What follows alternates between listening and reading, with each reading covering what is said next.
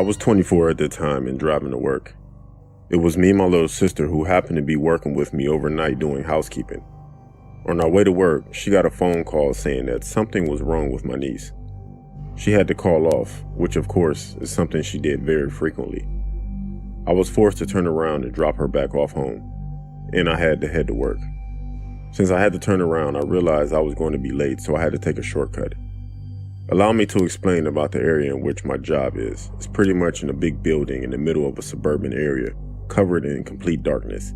I wanted to speed up to get to work on time, but couldn't because deer tend to jump out in front of your cars out of nowhere. Almost near work, I came to a light and waited for it to turn green, when I felt a slight tap come from a car behind me. I said to myself, "Oh shit, not now." I pulled over to check both my car and the person that hit me. I got out and walked to the car and was asking was he okay, thinking he was falling asleep driving, but he never got out. So I approached the driver door to ask if the person was okay. They just had the window crack enough to just show their head, but they said nothing. I said that there's no damage and I think I'm just gonna go. As I got near the rear of my car, I heard a car door open. I turned around and seen that it was a guy that got out of the car, but he still said nothing. The next thing I did was something I regret to this day, which was walk back towards him until I noticed something.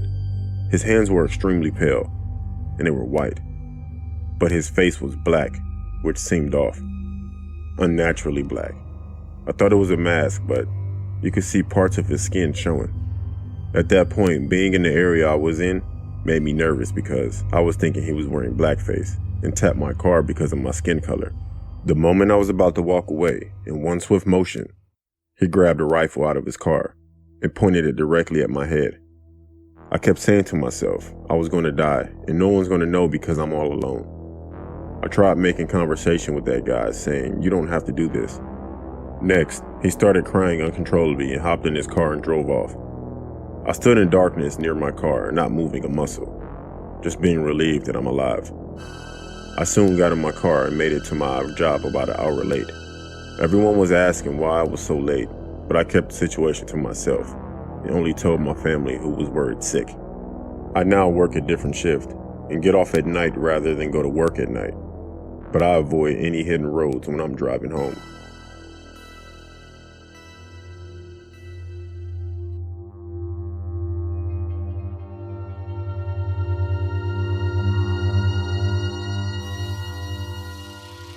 My name is Amy, and this happened when I was 16.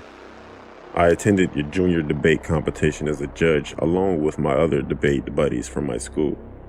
When we got to the hotel, we found out that we had communal showers on each floor instead of private bathrooms.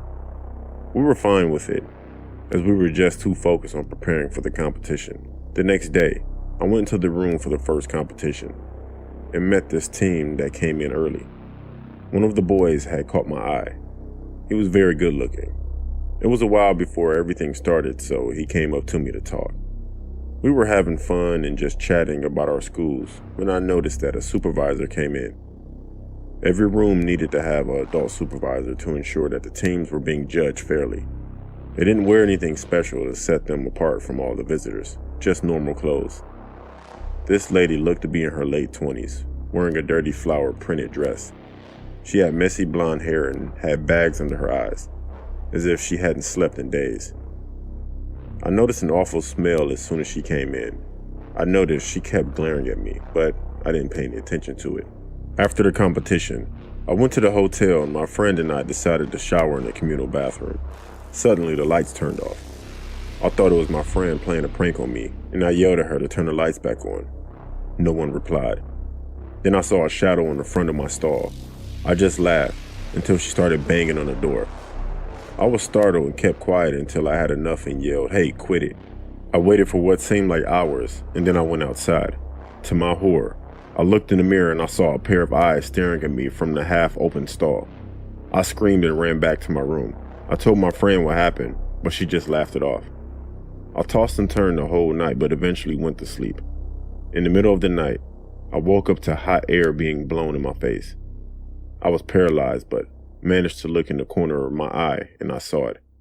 It was the same woman from the debate competition. Her bloodshot eyes were just staring at me, her smile beaming wide, showing her white but crooked teeth. She had her fingers on my bed, peeping out with just her head. She whispered in a raspy voice, "Stay away from things that are not yours, or I'll cut you." I screamed again, waking my friend up. She saw the woman run outside, leaving the door wide open. My clothes that I had hanging out to dry for tomorrow had cuts in them. My skirt had a huge hole in the crotch, and my white shirt had horror written on it. I called my friend and my parents crying as our chaperone called the cops. They came soon and caught the woman hiding in the fire escape.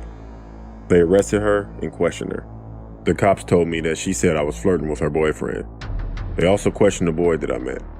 He had no idea who she was, but admitted that he had seen her following him all day. But he thought that she was a supervisor or a chaperone. Turned out she was a schizo, with previous charges of assault. To this day, I never want to go to a communal shower ever again.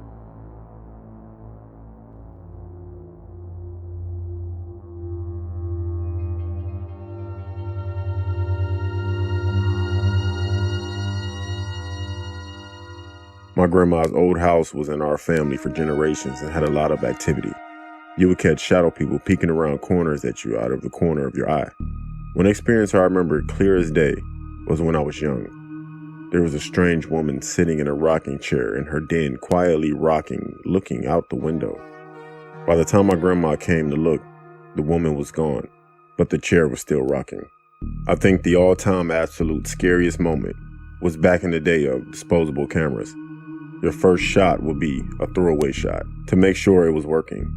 Someone had taken a picture looking into my grandmother's kitchen, and on top of her fridge was a flower arrangement. When we developed the pictures, there was a perfect man's face in the flowers. Not arranged so that when you squint, it vaguely looked like a man.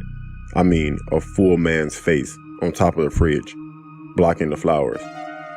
We were all so scared we destroyed the picture. I wish now we had kept it. It would have been a great conversation piece.